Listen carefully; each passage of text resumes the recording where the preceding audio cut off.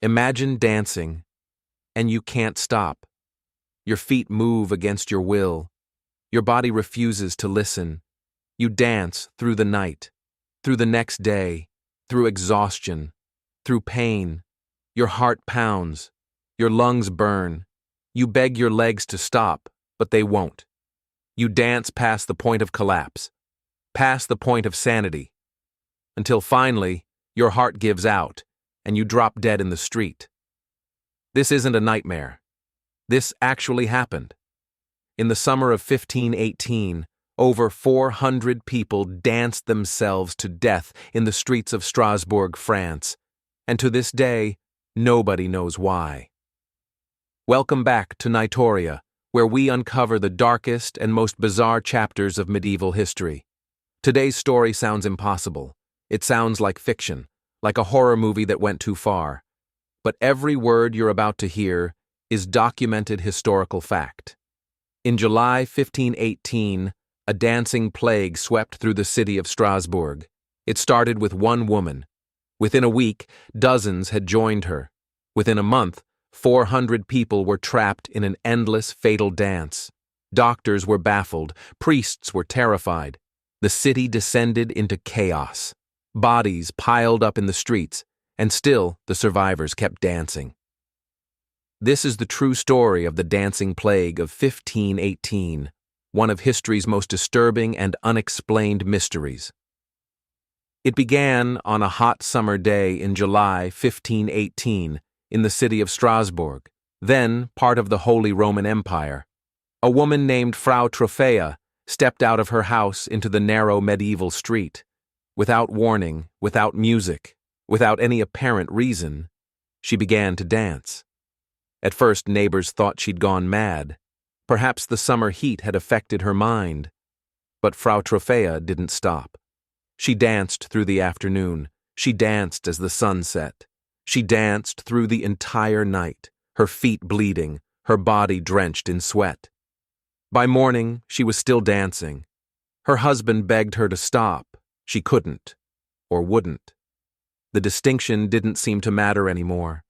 Historical records tell us that Frau Troffea danced continuously for 4 to 6 days. Not minutes, not hours, days, without rest, without sleep, driven by some invisible, irresistible force. Her feet were torn and bloodied. Her face was contorted in exhaustion. Witnesses described her expression as one of pure terror, a woman trapped inside her own rebelling body. The authorities didn't know what to do with her. They assumed it was an isolated case of madness, perhaps demonic possession. They took her away, hoping the strange affliction would end with her removal. But it was already too late. The plague had begun to spread. Within a week of Frau Troffea's first dance, 34 others had joined her. By the end of the month, the number had swelled to approximately 400 people, men, women, young and old, all dancing uncontrollably through the streets of Strasbourg. This wasn't joyful dancing. This wasn't celebration. Witnesses described it as frantic, desperate, tortured movement. The dancers' faces showed agony and fear. Many screamed while they danced, begging for help, pleading with their bodies to stop. Some tried to hold onto walls or posts, but their feet kept moving, kept shuffling, kept the terrible rhythm going. The dancing happened everywhere. In the town square, in narrow alleys, in front of churches. The afflicted danced alone or in groups, sometimes colliding with each other, falling and rising to dance again. They danced through scorching heat. They danced through rain. They danced until their shoes fell apart and their feet bled onto the cobblestones. What made it even more horrifying was that the dancers were conscious throughout their ordeal. They weren't in a trance, as some later claimed. They were fully aware of what was happening to them.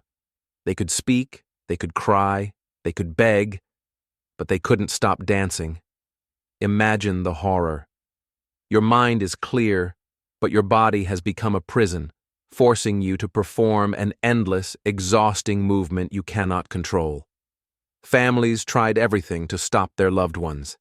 They physically restrained them, tied them to beds, locked them in rooms. But the moment they were released, the dancing resumed. It was as if some invisible puppeteer controlled their limbs, pulling strings that couldn't be cut. The human body is not designed to dance for days without rest, and soon people began to die. The first deaths came from sheer exhaustion. After days of continuous movement with no food, no water, and no sleep, hearts simply gave out. Dancers would collapse mid-step, dead before they hit the ground. Others died from strokes, brought on by dehydration and physical stress. Some suffered heart attacks, their overworked hearts finally failing under the impossible strain. Historical records from the time are incomplete, but modern historians estimate that at the plague's peak, approximately 15 people were dying every single day. 15 people dancing themselves to death in the streets of a single city. The survivors had to dance around the bodies of the fallen, stepping over friends and family members who had succumbed to the same curse they were still trapped within. The city morgue couldn't handle the influx of bodies. Makeshift morgues were established. Families held hasty funerals, burying loved ones whose feet had finally, tragically, stopped moving. The smell of death mixed with the summer heat, creating an atmosphere of absolute nightmare. And still, the dancing continued. Those who remained alive couldn't stop, even as they watched others drop dead around them, even as they felt their own hearts racing dangerously fast, even as their vision blurred and their muscles screamed in agony. The dance went on. Witnesses wrote of the sounds, the constant shuffling of hundreds of feet on stone streets, the groans and cries of the exhausted dancers, the weeping of families watching their loved ones destroy themselves. At night, the city echoed with this terrible symphony of suffering. No one could sleep. No one could escape it. The city officials of Strasbourg faced an unprecedented crisis. Hundreds of people were dying in the streets from an affliction they couldn't understand, couldn't predict, and couldn't cure. They had to do something. Unfortunately, they did exactly the wrong thing. The city's physicians consulted medieval medical texts and came to a conclusion based on the best science of their time. They decided that the dancing was caused by hot blood, an overheating of the blood that could only be cured by more dancing. Yes, you heard that correctly. Their prescribed cure for people dancing to death was to encourage them to dance more. Acting on this advice, the city authorities created special dancing stages. They hired professional musicians, guilds of pipers and drummers, to play music for the afflicted dancers. The theory was that if the dancers could dance properly, with rhythm and music, they could dance out the fever in their blood and eventually recover. It was a disaster. The music and the official encouragement seemed to make everything worse. More people joined the dance. The frenzy intensified. The death toll increased. The authorities had essentially turned a plague into a city-sponsored festival of death. Imagine the scene: wooden stages erected in the town square, musicians playing day and night, hundreds of people dancing themselves to death to an official soundtrack, all while city officials watched, convinced they were providing medical treatment. It's almost darkly comedic, except that real people were dying, and their families were being forced to watch while the city's best and brightest minds provided music for their loved ones' funerals. When this approach clearly failed, the city tried other methods. They consulted priests, who declared it might be divine punishment. Prayers were offered, but they had no effect. They brought in exorcists, thinking demons might be responsible. The exorcisms failed. They tried bloodletting, herbal remedies, and cold water treatments. Nothing worked. The dancers kept dancing, and the deaths kept mounting. At the time, medieval people had several theories about what caused the dancing plague. Some blamed it on divine punishment for sin. Others believed it was the work of demons or witches casting spells on the city. Some thought it was caused by cursed shoes or enchanted music that only the afflicted could hear. But what do modern scientists think? After centuries of study, we still don't have a definitive answer. The dancing plague of 1518 remains one of history's most baffling medical mysteries. However, there are several leading theories. The first is mass psychogenic illness, also known as mass hysteria. This is a psychological phenomenon where physical symptoms spread through a group despite no physical cause. It typically occurs in communities under severe stress, and Strasbourg in 1518 had plenty of stress. Recent famines, disease outbreaks, and extreme poverty had created a population on the edge of psychological breakdown. According to this theory, Frau Troffea's initial dancing, possibly caused by a mental break, triggered a contagious psychological response in others who were similarly stressed. However, critics of this theory note that ergot poisoning also causes severe digestive issues and often leads to gangrene, symptoms not reported in the dancing plague victims.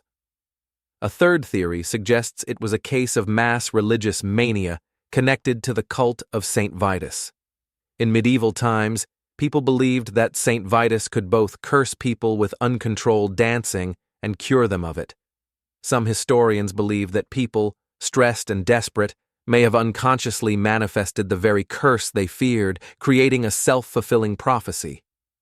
There are other theories too: unknown neurological diseases, contaminated water supplies, even the possibility of deliberate poisoning. But none of these fully explain all the documented aspects of the plague. The truth is, we may never know for certain what caused 400 people to dance themselves to death in the summer of 1518. And perhaps that's what makes this story so haunting.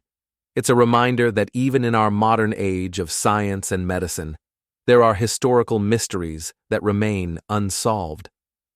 After claiming dozens of lives and tormenting hundreds more, the dancing plague finally ended almost as mysteriously as it had begun.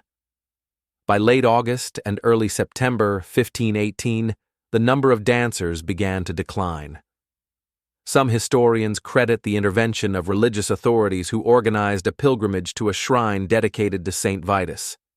The afflicted were taken to a mountaintop shrine where priests performed religious ceremonies, prayers, and blessings.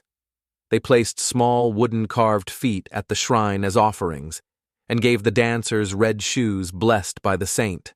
Whether it was the religious ceremony, the psychological break from the city environment, or simply the natural end of whatever had caused the plague, the dancing gradually stopped. One by one, the survivors regained control of their bodies. The terrible compulsion that had gripped them for weeks finally released its hold. But the relief came too late for many. By the time the plague ended, estimates suggest that between 50 and 400 people had died. The historical records vary. Entire families had been destroyed. The city's economy had been disrupted for months, and the psychological trauma of watching neighbors, friends, and family members dance themselves to death would haunt Strasbourg for generations. The survivors faced a difficult recovery. Many had sustained permanent injuries from weeks of continuous dancing, damaged feet, heart problems, muscle disorders. The psychological damage was perhaps even worse. Imagine surviving such an experience, regaining control of your body after weeks of imprisonment within it, living with the memory of that helplessness and horror. The dancing plague of 1518 wasn't actually unique in history. Similar dancing epidemics were recorded throughout medieval Europe, though none as severe or well-documented as the Strasbourg outbreak. Dancing manias occurred in Germany in 1374, in Belgium in the 1400s, and in various other locations throughout the medieval period. Most lasted days or weeks and affected smaller numbers of people, but they all shared common elements: uncontrollable dancing, exhaustion, and often death. What's particularly interesting is that these outbreaks typically occurred during times of extreme stress, after famines, during plague outbreaks, or in periods of religious fervor and fear. This supports the mass hysteria theory, suggesting that communities under unbearable psychological pressure could literally manifest physical symptoms of their collective stress and fear.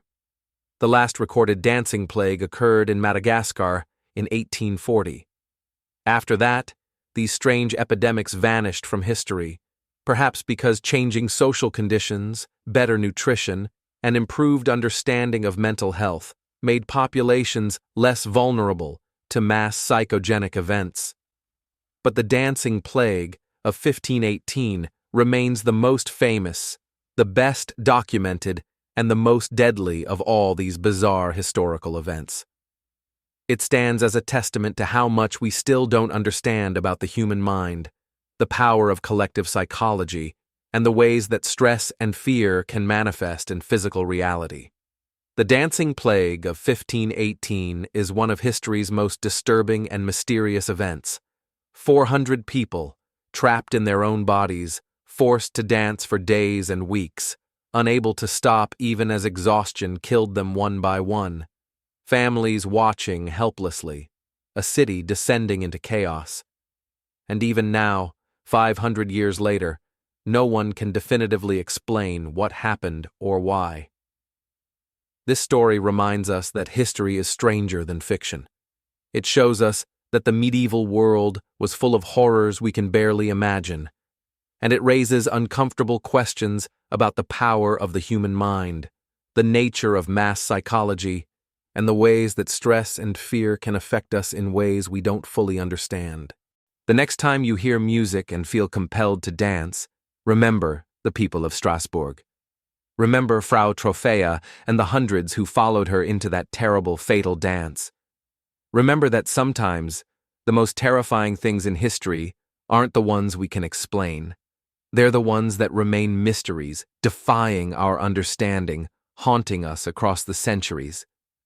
If you found this story as fascinating and disturbing as I did, subscribe to Knightoria for more deep dives into the darkest corners of medieval history. Hit that like button and let me know in the comments, what other bizarre medieval mysteries should we explore next? The Black Death? Medieval exorcisms? The Children's Crusade? Until next time, remember, history is darker and stranger than you think, and sometimes the dance doesn't stop until it's too late.